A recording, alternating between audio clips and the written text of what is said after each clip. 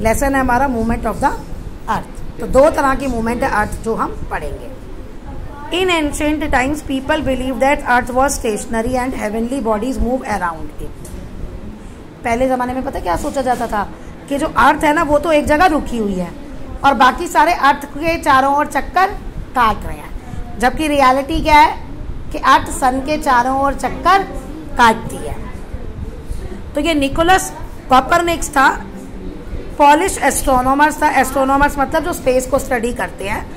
पहली बार उसने कहा कि अर्थ जो है अपने एक्सिस पे स्पिन करती है। जैसे फैन है ना, फैन एक ही जगह पे रह के रोटेट करता है ना अपने एक्सिस पे, वैसे स्पिन करती है एंड मूव्स अराउंड और सन के चारों ओर। तो इन्हीं दो मूवमेंट को नाम दिया गया रोटेशन एंड रिवोल्यूशन। तो सबसे ज़्यादा इंपॉर्टेंट क्वेश्चन बनता है difference between rotation and revolution. तो रोटेशन क्या है? रोटेशन की डिफाइन है the movement of earth on its axis is called rotation. अपने एक्सिस पे दो अर्थ रोटेट करती है उसको कहते हैं रोटेशन। ये देखो ये रहा अर्थ का एक्सिस थोड़ा सा झुका हुआ है।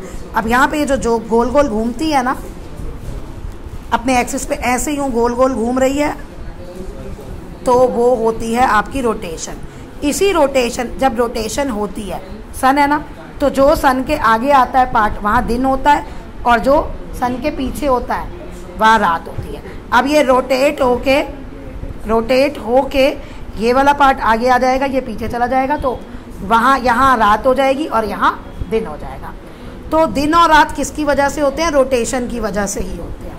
अब आपको ये पता है कि एक दिन और एक रात होने में टोटल कितना टाइम लगता है? 24 आवर्स। तो हम इसे ऐसे भी कह सकते हैं कि अर्थ को अपने एक्सिस पे रोटेट होने में कितना टाइम लगता है? 24 आवर्स।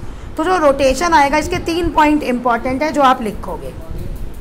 क्या लिखोगे? पहला, the movement of earth on its axis is called rotation, ये पहला point. The earth takes 24 hours और 1 डे मत लिखना, टू कंप्लीट 1 रोटेशन।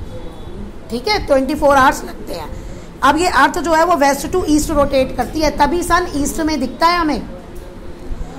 अब इसी की वजह से sun rises in east and sets in west. ये आ सकता है कि सन ईस्ट में क्यों दिखता है हमें उगता हुआ?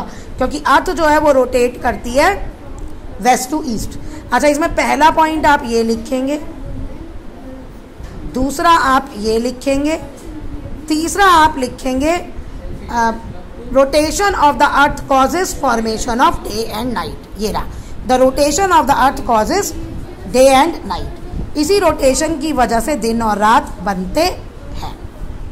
क्या कह रहे हैं? Due to spherical shape, spherical मतलब बॉल, जो अर्थ की एग्जैक्ट शेप है ना वो ऑरेंज जैसी है, संतरे जैसी। Only half of the earth receives light from the sun at a particular time. एक ही टाइम पे सिर्फ अर्थ के आधे हिस्से पे सनलाइट आती है और उसको, इस हाफ को हम क्या कहते हैं? Day. The other half which is turned away from the sun, दूसरा पार्ट जो सन से दूर है, परे है, वो डार्कनेस में है, अंधेरा है, तो इसको हम क्या कहते हैं? रात। Let us understand the formation of day and night through an activity. कहते हैं एक्टिविटी के थ्रू। टेक अ टॉर्च, आपने क्या किया? ये रहा देखो, एक टॉर्च ली, एंड अ ग्लोब, और क्या लिया? ग्लोब लिया। Ask your friend to shine the torch on the globe. अब अपने फ्रेंड को कहो कि टॉर्च की रोशनी ग्लोब पर डाले। You will see that the half of the globe is lighted while the other half is not.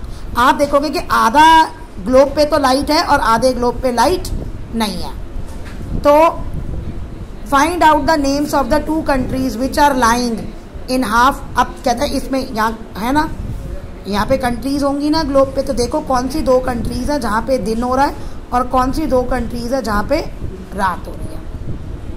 ठीक है, अब स्लोली रोटेट करो ग्लोब को, भाई घुमाओ, यानी ये वाला हिस्सा आगे ले आओ और ये वाला पीछे। तो you will see that country which were in lighted part. अब जो पहले लाइटेड पार्ट में कंट्री थी वो क्या हो गई? डार्क हो गई, जो तुमने यहाँ देखी थी। अब मतलब पहले वहाँ दिन था, अब यहाँ रात हो गई। और कंट्रीज विच वर डार्क, अब जो अंधेरे में थी वहाँ लाइट हो गई। ऐसे एक देखे इंडिया और कनाडा अपोजिट है। इंडिया में जब दिन होगी, कनाडा में तब रात होगा। This shows as earth rotate. ऐसा क्यों होता है? क्योंकि अर्थ रोटेट करती है और सभी प्लेसेस पे दिन और रात होते हैं, लेकिन अलग अलग टाइम पे होते हैं।